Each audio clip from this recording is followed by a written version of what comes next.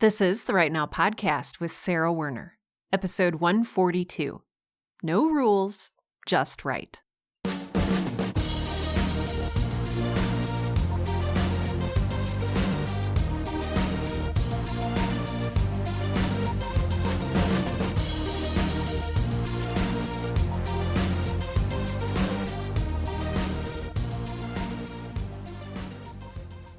Welcome to Right Now, the podcast that helps all writers, aspiring professional and otherwise, to find the time, energy, and courage you need to pursue your passion and write. I'm your host, Sarah Werner. And yes, I am aware that today's podcast title is a pun or, just straight up lifting the tagline for a commercial steakhouse.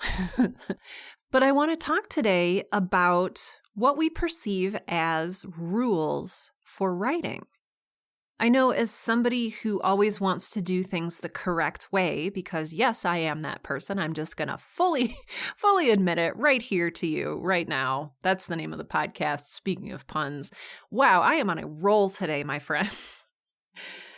Okay. So I want to do everything correctly. I want to do everything right. And I think a lot of us share that sentiment to some degree. We don't want to waste our time doing something the wrong way, right? We don't want to put together a piece of furniture only to realize we've put the legs on backwards or upside down and nobody can sit in this chair and we have to unbuild it so that we can rebuild it, right? That's a waste of time. It's a huge hassle. And it's a waste of energy that could have been better spent doing something else, doing something correctly or more productively or more efficiently. Ever since I became self-employed, I have been terrified of wasting my time because time is the most valuable thing that I have. It is a non-renewable resource, and once it's gone, it's gone. I like my time to be well spent.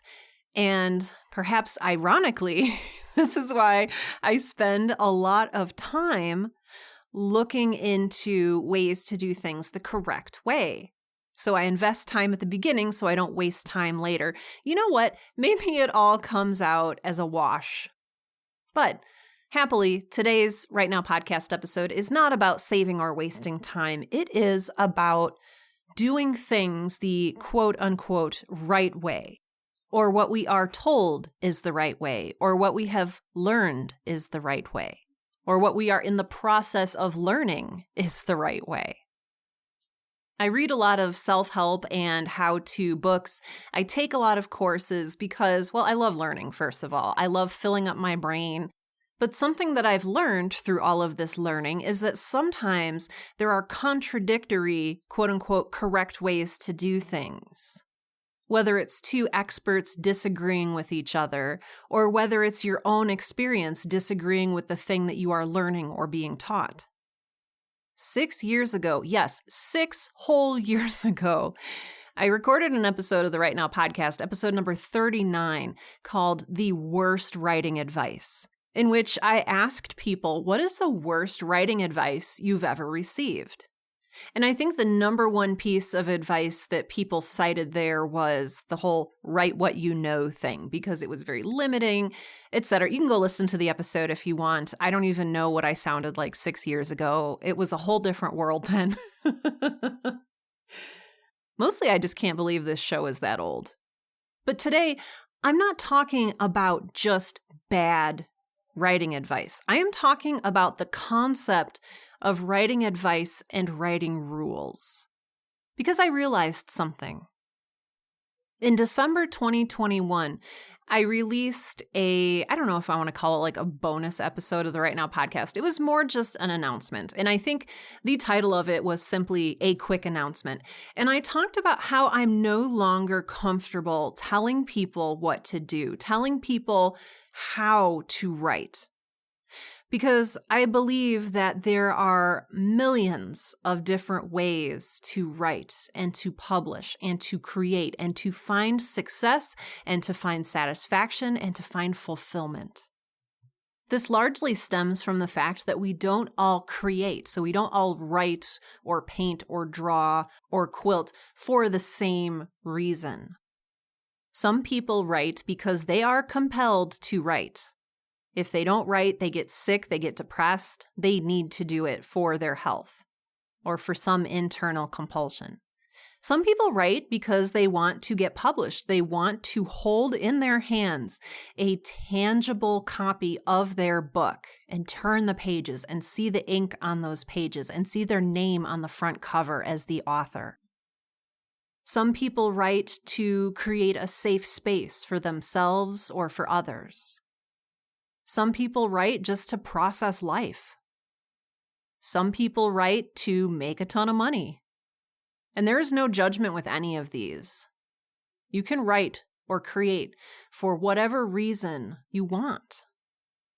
Isn't that beautiful? You want to be famous? Write a famous book? Awesome. I mean, it might be hard, but that's your reason. In addition to there being so many different reasons to write, people also have different definitions and versions of what success means for them as a creative individual. For some people, success means their name on a billboard. For some people, success means enough money to quit their day job. For some people, success means the quiet feeling of satisfaction when you type "the end" at the end of a novel. So with all of these different reasons for writing and definitions of success, I would argue that there really aren't any universal rules for writing. Or at least there's a lot fewer than we accept there to be. Like, obviously, if you never write any words down, you will never get those words published. Like, I feel like that's maybe universal. If you don't make stuff, you will not have made stuff. But when I ask other writers for advice, or when I read a book on the craft, or when I fill out a workbook, not everything applies to me. And I've had to realize that over years and actually decades of writing. Sometimes the good advice that works for some people is not good advice for other people. The advice to write every day no matter what. I picked that up initially from Stephen King's On Writing. We'll say several years ago. Oh gosh, I think it's been over 20 years since I read that book. Anyway, I remember being so enamored and so impressed and thinking, well, if Stephen King is so famous and has written so many books and is so beloved by so many people, if I just follow his rubric or, whatever you want to call it, his rule system, then I too will find success. Now, there are a lot of things in that book that are true, but there are also a lot of things in that book that, while true for Stephen King, and maybe some other writers out there, perhaps yourself included, simply do not work for me. It's also good to take someone else's method with a little bit of salt, a grain or 2 or 10. So yes, Stephen King writes, I think 364 days a year or something like that. But it is feasible for him to do that because of how he has structured his life. No one's going to have the same journey as Stephen King. You're on your own journey. And you have to respect that it's different from his. Also, another giant grain of salt, Stephen King was doing a whole lot of drugs while he was writing some of his most famous novels. He doesn't even remember writing several of his books. When we think about another writer's methods, we have to think about it in the context of their entire life. Their past, their present, their context. You can't just select one behavior or one nugget from another writer's routine and say, oh, Stephen King wrote every day. Stephen King is wildly successful. Therefore, if I write every day, if I take that one method from Stephen King, I too will be wildly successful. And that's just not how it works. There are so many extenuating circumstances. There are the people who Stephen King knew, the people that he met through the writing process, the editors and the agents. There are people who taught him things that he did not pass on. Maybe he felt that they were intrinsic. Maybe he forgot to pass them on. There's still a lot there that we don't know. There are other things that may have fueled his writing. I don't know if he writes for the same reason that I do. I don't know if his version of success is the same as mine. What I want for you is your life and your reasons for writing and your version of success and your own feelings of satisfaction and fulfillment with the writing process. Now, taking a step back, Stephen King wrote 364 days a year. That's sheer volume. Objectively, like we said earlier, you can't get published if you don't have words to publish. So write words or just write. They don't even maybe have to be words. I don't know. I don't judge your writing. I don't know what you write in. I write in words. You might not. If you want to publish words, you need to have words to publish. I think that maybe that is my only universal writing rule. I don't know. I want to think about that a little bit. But I think this context is important. I'm a millennial, and I grew up during the 80s, 90s, 2000s, etc. And during that time, the works of Joss Whedon were very integral to my life and my development as a creative person. I fell in love with Buffy the Vampire Slayer and watched every single season multiple times. I was astounded by Firefly.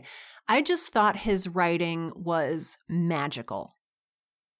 And like I had done with Stephen King 10 or more years before that, I said, okay, I want to look at his process. I want to look at the milestones he hit. Was I comparing myself? Yes. But we've talked about comparison before as well. But I looked at these milestones and I said, okay, Joss Whedon was running his own show by this age. Okay, and then he was like directing and writing for Marvel movies at this age. Okay, so I created for myself a rubric of success based on someone else.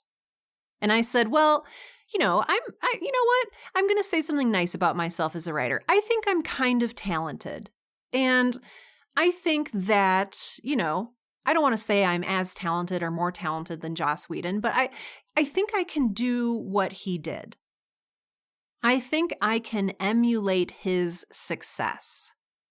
Bold, I know. I took his writing advice. I worked hard. Hilariously, one of his pieces of advice was even, don't listen to other people's advice. But then I figured out some context. I figured out that Joss Whedon and I started in very, very different places. Joss Whedon's dad wrote on several TV shows, including The Golden Girls. His grandfather wrote on The Andy Griffith Show. And even Joss Whedon himself had a staff writing position on Roseanne in his mid-20s. What was I doing in my mid-20s? I was working at a bank where I had to wear pantyhose every day, daydreaming about the day that I would get out of that job and be able to start writing. And I was working for a marketing agency where all of my creativity and good ideas and energy went toward other people's marketing campaigns and not to my own creative work. I also realized years later that apparently Joss Whedon was not maybe a great person. I don't want to get hit for slander or anything, but Joss Whedon has maybe done some things that I myself would not want to do in my own writing career. First and foremost being the way that he treats other people, especially women. With this context, I went from wanting to emulate this person to kind of being disgusted with them. Now, does this render Joss Whedon's writing advice null and void? Not necessarily. People are very complex. And even people who do terrible things might understand some kernels of truth. And those kernels of truth might still be useful. I know a lot of us have been struggling with that lately. We find out that maybe a writer we admire or a creator we admire whose work we love has maybe done some shady things in the past. And then we're like, oh my gosh, well, do I stop reading their work entirely? Do I no longer enjoy their work? Is their work really no longer valid? I'm not going to answer that question here because I think that that's something you need to answer and decide for yourself. But the question is there. And the context is there. Sometimes we can receive good advice from terrible people, and sometimes we can receive terrible advice from very nice and well-meaning people. As I said earlier, I grew up in the 80s and 90s, and during that time, there was this whole food pyramid thing where you were supposed to eat 6 to 12 servings of bread or grain a day. Like, that's what your diet was supposed to be based on. Years later, we realized, hey, maybe I shouldn't be eating just bread forever. Maybe that food pyramid came from a context that I didn't understand. Maybe a bunch of lobbyists from the corn and wheat and maybe some other industries paid a lot of money for Americans to base their diet on bread and grain and starch. Maybe that food pyramid wasn't in the best interest of our health, but in the best interest of the economy, or the best interest of someone else's pocket. Advice and rules and regulations are everywhere. I know because I read them and I see them, and I pay to take classes. And along with the sales material, there's always a guarantee or a promise that this is the right way. This is the correct way to do this. If you do things this way, it'll guarantee that you don't make any missteps. It'll guarantee that your time and energy won't be wasted. And they're not lying. They make those claims because that method worked for them. But I don't think every method works for everyone. Just because something works for you, Stephen King, does not mean that it will work for me, because we are complicated, weird, different people with vastly different backgrounds and relationships and opportunities. I think it's really easy for us to be really egocentric and to say, oh, because this worked for me, it will work for you. I have probably an embarrassing number of old Right Now podcast episodes where I say, hey, this is the way that you can do this, or this is the way that you should do this. And I don't want you to stop listening, or I don't want you to not listen. I mean, for one, it's my show, and of course I want you to listen to it, but I don't want you to listen to it and follow it to the letter and expect success necessarily. What I think I would like you to do is learn a lot of different pieces of advice. Read widely, learn from a lot of people, and take what works for you and leave what doesn't. Experiment, see what works for you. When do you feel the best? When do you feel the happiest and the most fulfilled? When do you feel like you are moving toward your own definition of success? Because it's all relative. It's all deeply subjective. And I think that's frustrating for a lot of us, especially rule followers like me. I'm like, no, just give me a rule to follow. Give me someone else's patented path to success, and I will just follow that, and I will be so happy. Unfortunately, especially creatively speaking, that does not exist. Other people's best and most beautiful and most kind-hearted writing advice might not work for you, and it might not work for me, just because we're different people. The advice I received to write every day no matter what did not work for me. And I had to learn that over several decades. Someone else's writing advice to me was, just write 1,000 words every day. Or just write 1,000 words 5 times a week. And that writing advice did not work for me. Maybe someone like myself told you to, just set small word count goals, like 200 words a week. And maybe that did not work for you. I'm not saying any of this advice is wrong. I'm just saying that it's all relative, and you have to figure out what works for you and your needs and your vision of success and your context and your lifestyle. Some people are real word warriors, and they can just crank out pages from a terrible first draft to a beautiful third draft. Other people struggle to get 10 words onto the page and edit as they go. That was always one of the things that I was told never to do. Write a terrible first draft. You can always edit it later. I've tried doing that for, actual decades. And what I've found is that I make the most progress and I find the most satisfaction in writing by essentially starting on the third draft. I write slowly, I write carefully, and I keep moving forward increments at a time. And the pages don't fly out of my typewriter. Not that I write on a typewriter. But progress gets made. And at the end of it, I have a story that I'm proud of. My method is just a little bit different than what I've been told to do. Some people love writing toward deadlines. Other people love a slow and steady pace. Some people like to work on one project at a time. Other people like to have multiple projects in the air. Some people love to plan and outline. Other people like to write by the seat of their pants. And again, none of these methods are objectively right or objectively wrong.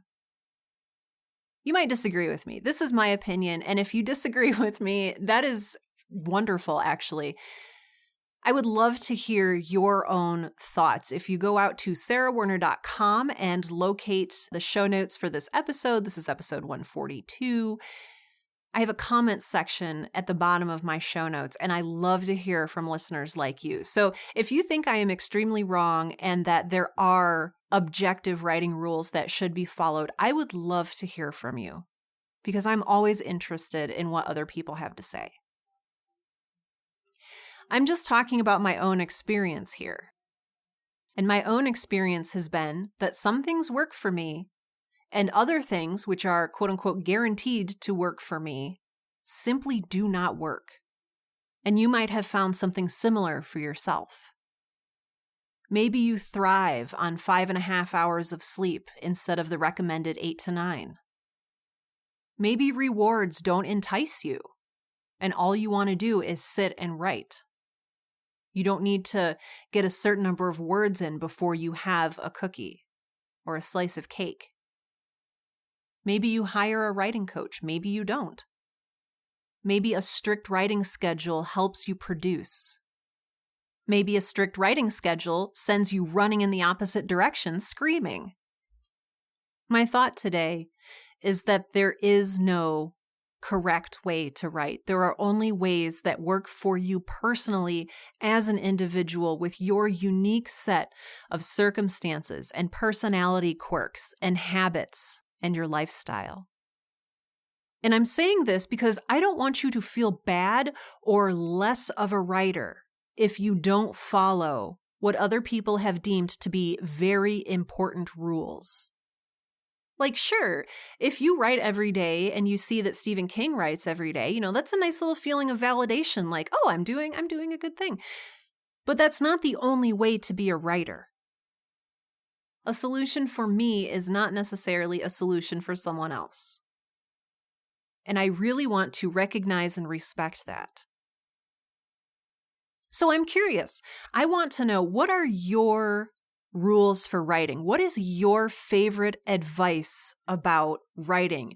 And where did you get it? Where did you learn it? And do you share it with people? And do they follow it? I'm so curious about how we all teach and influence each other. And I'm wondering if there is some advice that did not work for you. If there is some so-called universal piece of writing advice that simply does not work for you. And even some quote-unquote hard and fast rules you might think of, such as 1 space after a period or 2 spaces after a period, or to use the Oxford comma or to not use the Oxford comma. There are people who would argue it both ways. People who grew up in different eras or have different context. People who are writing academic papers versus people who are writing for a newspaper or a journal. We have been taught so many things, and I think it's a really good idea to take a moment and stop and reflect on them, and to think about what is serving me, what is actually helping me to write and to create, and what is getting in the way. It is so wonderful to record episodes of the Right Now podcast and to have this conversation with you about your craft and your passion. So again, I would love to hear your thoughts in the show notes for today's episode. You can scroll down to the bottom and find where it says submit a comment and let me know your thoughts. I do respond to every comment that I receive on my website. Again, that's sarahwerner.com. That's sarahwerner.com. And this is episode 142. I would love to hear your unique perspective. This podcast is made possible by my wonderful, beautiful, amazing patrons out on Patreon. If you haven't heard of it before, Patreon is a secure third-party donation platform that allows listeners like you, yes, you, to donate $1 per episode, $2 per episode, just whatever is feasible for you, just to help pay for hosting costs, website costs. These amazing people keep the Right Now podcast ad-free and completely listener-supported, and I am so grateful for each and every one of you.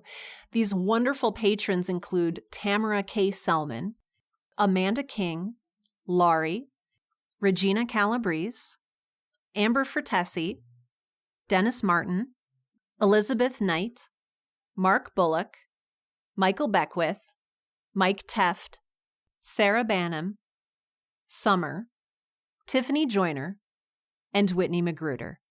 Thank you all so, so much for your generous support of this show. I could not do it without you. If you, yes, you would like to become a supporter of the Right Now podcast, you can do that by going out to patreon.com, that's patreon.com, and searching for Sarah Ray Werner, that's SarahRheaWerner. You can also go to the show notes for today's episode and click on the button that says help support this podcast. I would wonderfully, gratefully, beautifully appreciate it. And with that, this has been episode 142 of the Right Now podcast, the podcast that helps all writers, aspiring, professional, and otherwise, to find the time, energy, and courage you need to pursue your passion and write.